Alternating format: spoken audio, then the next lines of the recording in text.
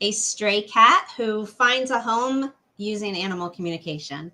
This is the story that we're going to be talking about today. This is Jasper's story. I'm Holly Starr. I'm an animal communicator and an energy therapist for pets. And you can view my contact information, my social media, and my website in the description of this video if you would like to contact me. In this video, though, I am going to be sharing Jasper's story. Okay, I am going to share my screen.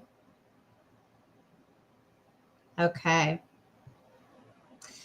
So this is Jasper, and I am going to increase this just a little bit. There we go. So this is Jasper. And at this point in time, Jasper's name was actually Dom, D-O-M. This came across in some communication with him early on. As a stray cat, he wanted to be known as Dom. Okay, so I met Jasper back in March of 2024. And as you can see, the timestamp on this picture is right around when I got to meet him. So this is my only knowledge of Jasper.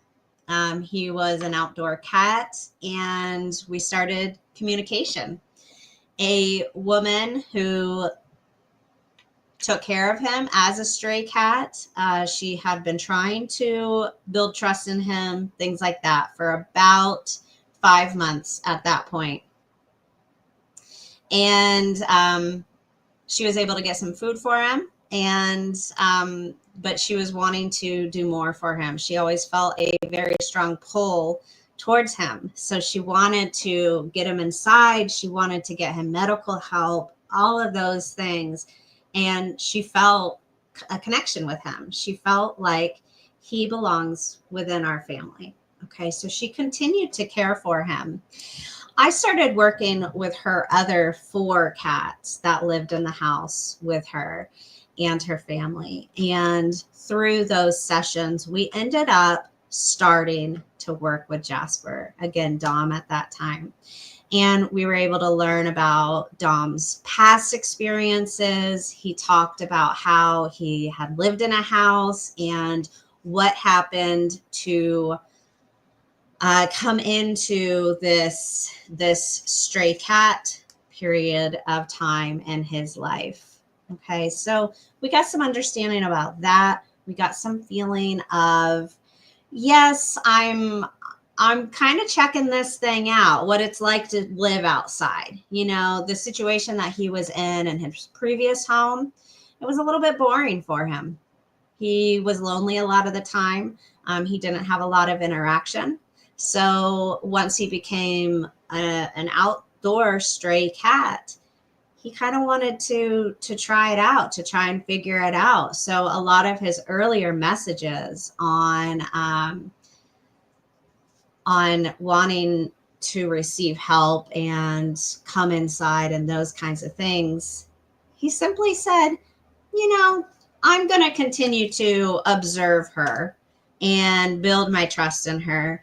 And then I'll decide later if I want to come inside or not. So he did this entire process at his very own pace. He showed us that many, many times. And so we're going to go through his story here. Okay, I need to come out of this enlarged screen. There we go. Okay, so these are just a few of those early pictures of him. You can see most of the time, 99% of the time that he would show up for food, it was in the middle of the night, 2 a.m., 3 a.m., middle of the night. So when this lady who was taking care of him would put food out for him, wildlife would show up. and beat him to the food a lot of times. Or there were a couple of times where he had to chase off a raccoon and stuff like that. So it was becoming a problem because he needed access to this food, but the wildlife caught on, and they were coming every single night and gobbling up his food. So we started to talk to him about, come during the day, only come when the sun is out, come to get your food in the morning, come before the sun goes down in the evening, come during the daytime, and sent those to him in those communication sessions early on. And what we found was that he started to listen to it. He started to come in the earlier parts of the morning and the earlier parts of the evening as well to get that food. And we continued those sessions throughout this time. We could tell that he was he kept going in and out of not feeling well. So we could tell that his immune system wasn't quite up to par. There were things going on that were bringing his health down, and then he would rebound a little bit, and then his health would go back down again. And just this cycle just kept continuing. So we thought, okay, he's coming during the day more. Let's go ahead and try to trap. Get that medical attention and go from there, because he kept having these episodes of not feeling well. So we started talking to him about the safety of the trap, what that would entail, and that he needed to trust the trap and go into it, and he would get help. Every single time we talked about this in a communication session with him, he left. He would avoid coming to the house for food for 2 or 3 days, and he avoided the trap at all costs. I would get back in with him, ask him to at least show your face, at least come and get food, and then he would return within the next day and continue on with the regular routine of getting food and all of that kind of stuff. This happened 2 or 3 times with the messaging around the trap. He would leave, he would avoid it at all costs. And so we kind of set that that option aside, and I talked to him about, well, what are other things that you are considering as far as how can we get you some help here? If you're wanting help, because at that time he was starting to build more and more trust in this woman, able to come up and get a few pets from her, able to eat, relaxed with her sitting there, all of those things. So through this time period with communication, with energy therapy, it was all working together with her efforts and finally bringing him to a point where he was opening up to her. So in this talk about how can we get you that physical health now, help. And he brought up a dog crate that the size of it felt a lot better to him, that it felt like it would be safer and just less stressful to him. So she went out and got him a medium-sized dog crate and left that near his food bowl for a little bit to help him get used to that. Now, there came a day that I did a communication session with him, and he talked about his head being wet and that he wasn't liking that, and we couldn't quite put our finger on what that was. Now, soon after that, we were able to see I'll come up to these pictures here. We were able to see these head wounds. You can see right in here, there are some scratches and some bites. And here's another shot of it right in there. He had had an attack on the top of his head, and it had caused bleeding. And that is what that wetness was. And at this point in time, we said, no, we got to make another push. He's got to get medical care here. So opened up the dog crate, put the food inside. I did not say a single word to him about that part of the plan. We just wanted to get him help. Okay. And so that very next day, he walked into the dog crate. The lady was able to just close the door and bring him inside. It was pretty incredible to see what happened next. And you can see this is him. He had just been brought inside, and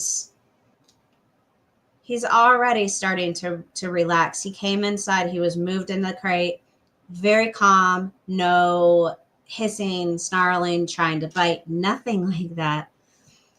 And very quickly, he went to the vet, started some medication, some help that was needed, and he just came into his own in being a house cat again. Okay. In these beginning days of being inside of the house, he did stay secluded in a room for 2 weeks to quarantine, to make sure everything was okay before he started to introduce to the other cats in the house. Again, there are 4 other cats in the house. And so these are just pictures of him while he was just in the room on his own. His mommy would come in and just spend time with him and snuggle. He found out all of those comfort luxuries of living inside. There are many, many windows in this home, and so he is able to lounge and watch outside and have the windows open and all of that, but be healthier and be safer. Okay. And at a certain point in his healing process, he did start to play as well. Now he is believed to be around 8 years old. He is very, very calm, very gentle, affectionate. He has done a wonderful job with his kitty siblings as well. This is him when the doors were starting to be opened. At first, he didn't quite know if he wanted to explore the house or not. And again, like I said earlier, he did all of this at his own pace. Every single thing was at Jasper's pace. And that includes exploring the house and everything that went on during this time period. So throughout this time, we were doing regular animal communication sessions and energy therapy to help him heal and to help him navigate any emotional issues, any questions, any stressors, all of that kind of stuff. And he did a wonderful job. His name was chosen to be Jasper during this time as well. The name Dom that he had when he was an outside cat was had that tougher, that tougher, rougher kind of feel to it for him as an outside cat, and he needed that. He needed that to be able to be determined and to stay strong and everything. He chose Jasper, and specifically the color green is associated with his name, Jasper. And with this name, it's one of comfort. It's one of success and coming into a triumphant change in life. And so that is how his name came about. And it's very interesting because Jasper is a name that came to me while I was thinking about new names for him. And Jasper is also a name that came to his mommy as well. Once we looked up the color green with it because the color green was coming through as a message with it as well. It correlated with things that were going on in his mom's life and in his life, the green Jasper meaning. Okay, so you see he's starting to explore. So this is the master bedroom. This is a different room. This is one of the first places he got to explore. And this cloud bed in the back of right behind him, that's his bed, and that had been available to him outside throughout this entire process. He never used it until he came inside. So just getting some snuggles here, learning to relax in the master bedroom. You can see he is good at relaxing. So after giving him some time to explore a bit, started meeting the siblings. Okay, so these are 3 of the siblings. I believe the 4th is just out of screenshot there. From the back forward, you have Ruby, Phoenix, and then Gus, and then Jasmine is the one that I believe is over to the side. You can see her shadow there.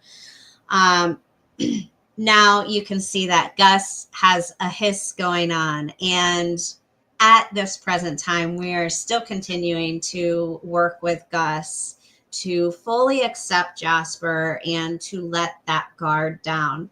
He has had several moments now where he is enjoying time with Jasper, just relaxing next to him, and we'll see some of those photos coming up. But we are continuing to use that energy therapy and animal communication to help Gus with this transition as well. We utilized animal communication and energy therapy with all 4 of these sweeties in one big session together, right before they were going to start to meet Jasper. So you can see this has been a very strategic process of building trust, taking it one step at a time, and utilizing animal communication and energy therapy all the way through.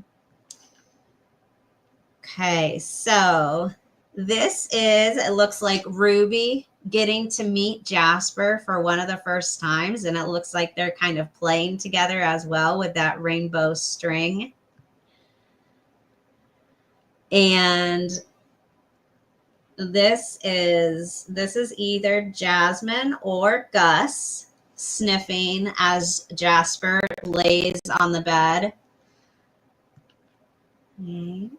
This is Phoenix getting to meet Jasper. And Phoenix, for example, was so just excited to meet Jasper, so curious. Okay, and we have a few of them laying together. So this is Gus here up in the front, or this is Jasper here up in the front, and Gus, and I believe Ruby is there in the way back on the window. This is a really wonderful one. So we have Jasper on the bed and Gus right there stretched out on the human bed, and then Ruby behind Gus. This is one of the instances of Gus being able to relax around Jasper, and it's really huge for him to have that experience and to, I always remind Gus, come into your center and remember these times with Jasper and stay in that mindset that you're in during these times. And again, Gus had gone into Jasper's room and decided to sit there and lay with Jasper. Huge, huge moments. This is them again laying down together. One of my most recent sessions with Jasper, he talked about wanting to increase his physical connection and his relationship with the dad and the son within the house. And these are two pictures of him getting to develop that relationship with his now human brother. And he is just loving it. So this is Jasper. You can see he at least has some Maine Coon in him, and he's just gorgeous. He is a wonderful sweetheart. And the lessons that I've learned from Jasper is, we always need to respect others, animals and people, going at their own pace in life and making decisions at their own pace. Jasper wanted to observe for several months and he went at a very slow pace because he was trying to figure out, what is this outside life like? Can I do it long term? Do I like it? And who is this lady? And what is this wonderful energy around her house and herself? And do I want to go live with her? He needed to observe everything, experience everything, and take it at his own pace to come to the final decision to walk into that dog crate and receive help. Okay. It's also a huge lesson for me to be able to let go. We want to help these sweeties and help these sweeties so much. And sometimes you have to let the process unfold at the pace that it's going to unfold and trust the animal to know what is best for them, because they do. They do. Many, many times they make decisions for a very specific purpose. Most of the time they do that. Now, we did decide to get that crate open. The wounds are there. We know he needs help, and get the crate open and do another push. So there is a balance to this as well. Obviously we have to take action as well when we know that action is needed, and come into that compromise together. And he met us in that compromise for him to receive help, but us to allow him to decide to receive help in a really, really natural way for himself, which ultimately this was for Jasper. Okay. It was for the end goal of getting him where he wants to be in life so that he can thrive. And as he has healed, he has come further and further and further into, wow, being a house cat was not good back when I was before, but in this new family where I have cat siblings and I have humans that are in the house throughout every single day and night, it's wonderful. It is what he needs. He is a calm, affectionate, engaging, curious, smart cat, and he needs that type of stimulation. He can't be getting bored like he was before, and now he won't be. And he gets to still experience it as an inside cat. Okay, let me come back into my view. All right. I hope that you have enjoyed learning about Jasper and hearing his story. He is a wonderful sweetheart who has a very bright future ahead of him. And I'm just so very glad to get to share his successful story with you all. Thank you and have a wonderful weekend.